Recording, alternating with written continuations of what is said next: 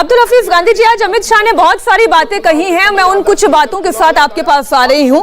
माफियाओं पर एक्शन होता है तो अखिलेश यादव को दर्द होता है।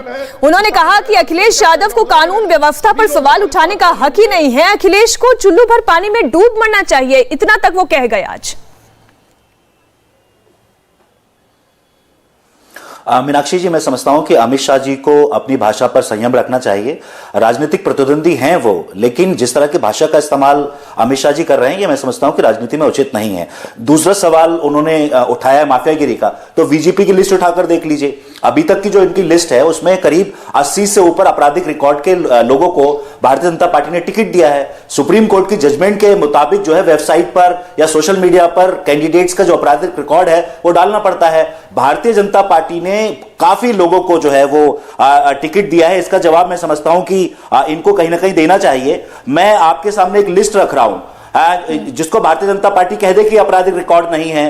ब्रजेश सिंह रावत लड़ रहे हैं देवबंद से, सुरेश कुमार राणा थाना भवन से, मुकेश चौधरी नकुट से, बाबूलाल फतेहपुर सीकरी से, अमित अग्रवाल मेरठ कैंट से, कमल दत्त शर्मा मेरठ सिटी से, दिनेश कुमार हस्तिनापुर से, डिप्टी सीएम केशव प्रसाद मौर्य सिराथू से, उमेश मलिक बुढ़ाना से, योगेंद्र उपाध्याय आगरा दक्षिण से, प्रदीप चौधरी बुलंदशहर से, कुंवर भातेंदु सिंह नजीबाबाद से, सोमेंद्र सिंह तोमर मेरठ दक्षिण से, doctor GS Dharmesh Agra cantt से, यशवंत सिंह नगीना से, जगपाल सिंह सहारनपुर देहात से, अनिल पाराशर कोल से, धर्मेश सिंह तोमर धौलाना से, डॉक्टर धर्मपाल सिंह एतमादपुर से, एमपी आर्या नवाबगंज से, कपिल देव अग्रवाल मुजफ्फरनगर से, नंद किशोर गुज्जर लोनी से, राजीव गुंबर सहारनपुर नगर से, सत्यवीर त्यागी किठौर से, धर्मपाल सिंह आंवला से, लक्ष्मी राज सिकंदराबाद से, अनिल शर्मा शिकारपुर से, संगीत सोम सरदना से, देवेंद्र नागपाल नौगांव सादात से, हरेंद्र सिंह गढ़मुक्तेश्वर से, प्रशांत चौधरी मीरापुर से, राजबाला मिलिक सुरक्षित सीट से, विक्रम सिंह खतौली से, योगेश धामा बागपत से, अजीत, बहुत सारे इस तरह के नाम हैं। मैं आपको याद दिला दूं, ये सारे के सारे आपराधिक रिकॉर्ड के लोग कौन लोग हैं। मुझे बड़ी खुशी हो रही है कि आज आप लोग पूरी लिस्ट के साथ बैठे हैं। नहीं, मैं एक चीज कह रही हूँ कि मुझे बहुत खुशी है कि आपने पूरी लिस्ट पढ़ी। मुझे टोटल नंबर बता दीजिए तो और बेहतर हो जाएगा। टोटल नंबर कितने हैं दागी उम्मीदवारों के जो भारतीय जनता पार्टी के हैं? शिवम जी, आऊंगी आराम से आपके पास, ठीक है ना? 82 लोगों से ज्यादा जो है 82 लोगों से ज्यादा भारतीय जनता पार्टी ने आपराधिक रिकॉर्ड के लोगों को टिकट दिया है। और माननीय मुख्यमंत्री जी पर जो केसेस थे दंगा भड़काने के और बहुत तरह तरह के केसेस थे, उन्होंने वापस ले लिए। मैं और 6 जो मंत्री हैं अभी जिनको टिकट हुआ है उन पर आपराधिक रिकॉर्ड है। मैं आपको 2017 में ले चलता हूं। करीब 380 से ज्यादा भारतीय जनता पार्टी लड़ी थी। नहीं, मैं वापस आप ही के पास आ रही हूं। एडीआर की रिपोर्ट है 38% दागी प्रत्याशियों को भारतीय जनता पार्टी ने 2017 में टिकट दिए थे। हाँ, ठीक है। मैं एक छोटा सा सवाल आपके पास लेकर आ रही हूं। आपने 80 से ऊपर नाम गिना दिए, कुछ नाम आपने लिए और मैंने इसलिए आपसे पूछ लिया कि दर्शकों को कोई कंफ्यूजन ना रह जाए। भारतीय जनता पार्टी के 80 से ऊपर दागी उम्मीदवार हैं जिन्हें भारतीय जनता पार्टी ने टिकट दी है। आज मैं समाजवादी पार्टी की भी और बीजेपी की भी दोनों लिस्टें देख रही थी और मुझे ये देखकर इतनी हैरानी हुई कि आज आजम खान ने जब अपना पर्चा भरा है तो जितने केसेस उन पर लगाए गए हैं, अकेले आजम खान सर पर, आप मतलब इसे कतई बुरा मत मानिएगा, लेकिन 4 पन्ने तो केवल केसेस के आजम खान के नाम से ही भर गए सर। 104 केसेस है टोटल, बीजेपी से फिर भी 20 ज्यादा। सारे के सारे पन्ने पिछले 2 साल में भरे हैं। आप जान सकते हैं कि ये 2 साल में पन्ने क्यों भरे गए हैं।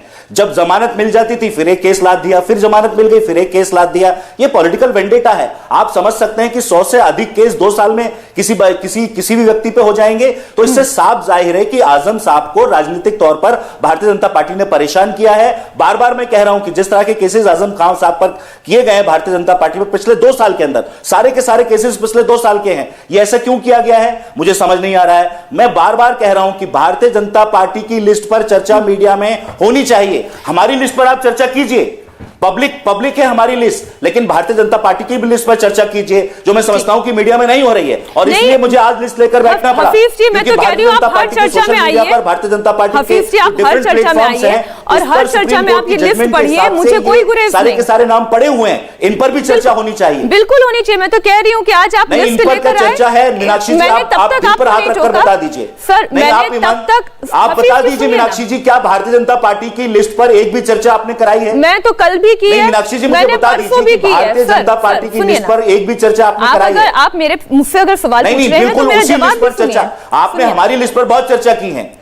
अरे केशव नहीं, प्रसाद नहीं, मौर्य नहीं, के मेरा ऊपर सवाल तक पूरा चर्चा हो हो गई। जाए। आप ये चाह आपने रहे हमारी हैं लिस्ट कि मैं पर आपको exclusive प्रमाण debate दूं कराई। तो आप जाके क्या कल की और भारतीय परसों की जनता बहस पार्टी नहीं के जो कीजिएगा। प्रत्याशी अब हैं, राकेश जी, आपने उस पर एक भी डिबेट कराई है, एक्सक्लूसिव डिबेट, तो आप मुझे बता दीजिए। अब मैं आपसे क्या बोल रही हूँ अब्दुल एक भी हफीज जी, exclusive debate आपने अगर भारतीय अगर जनता पार्टी अगर की लिस्ट पर आजम कराई है तो खान आप के मुझे ऊपर बता चर्चा हुई तो केशव प्रसाद मौर्य पर भी चर्चा हुई। अगर अब्दुल्ला आजम पर चर्चा हुई तो जितने लिस्टों में आपने नाम गिनाए ना, चाहे उसमें नहीं, सुरेश राणा का exclusive नाम debate, हो या मैं संगीत आपसे सोम का नाम हो, exclusive पूछ रहा हूं। मैं तो ये देखिए, कह रही हूँ कि ये बड़ी नहीं, मुझे आपने हैरानी की बात है समाजवादी कि पार्टी आप की मेरे लिस्ट साथ पर हर बहुत सारी चर्चा में चर्चाएं बैठते हैं, की उसके मीनाक्षी बावजूद आप मेरे पर निष्पक्षता को लेकर आप मेरे सवाल उठा रहे हैं। मुझे बहुत दुख हुआ है, मुझे बहुत हैरानी भी हो रही बिल्कुल मैं है। चर्चा में राकेश बैठता हूं, जी, इसीलिए मैं कह रहा हूं राकेश जी, कि आप जवाब दीजिए। उन्होंने 80 प्लस दागी उम्मीदवार बता दिए हैं, हालांकि आज मुद्दा जाट का था, लेकिन आप इस पर जवाब दीजिएगा। मैं उसमें पार्टिसिपेट करना चाहता हूं। देखिए, अब सुन लीजिए, अब्दुल हफीज गांधी जी बहुत एक सीजन प्रवक्ता है, सज्जन व्यक्ति हैं। इन लोगों ने जितने भी नाम गिनाए हैं, ये भारतीय जनता पार्टी के लिस्ट उठा करके पढ़ने लगे थे, आपराधिक सूची नहीं पढ़ रहे थे। भाजपा के कैंडिडेट्स कौन कौन से हैं ये बताने का काम करते, सीट भी साथ साथ बताते चलते, तो कम से कम इंडिया टीवी पर साथ साथ प्रचार होता चलता, बेहतर होता। मैं बहुत निवेदन के साथ, आपराधिक रिकॉर्ड है। नाहिद हसन को इन्होंने कैंडिडेट बनाया, भारतीय जनता पार्टी ने जैसे ही इस पर आपत्ति जताई, मीडिया में इस बात को लेकर के चर्चा हुई, समाजवादी पार्टी ने तुरंत की बहन इकरा को नामांकन दाखिल करा दिया। अखिलेश यादव जी ने स्वयं संवाददाता सम्मेलन में कहा कि नाहिद के परिवार का कोई लड़ेगा। यानी समाजवादी पार्टी खुद डिरेल हो गई थी कि क्या अपराधी उतार देने से कहीं हमारी छवि को धक्का नहीं लग रहा है। लेकिन उसके बाद फिर समाजवादी पार्टी पूरी बेशर्मी के साथ सामने आई और उसने कहा नहीं, नाहिद हसन ही हमारे कैंडिडेट है। इंडिया टीवी हर वक्त हर जगह डाउनलोड करने के लिए सर्च करें India TV news Google play store या ऐप स्टोर पर।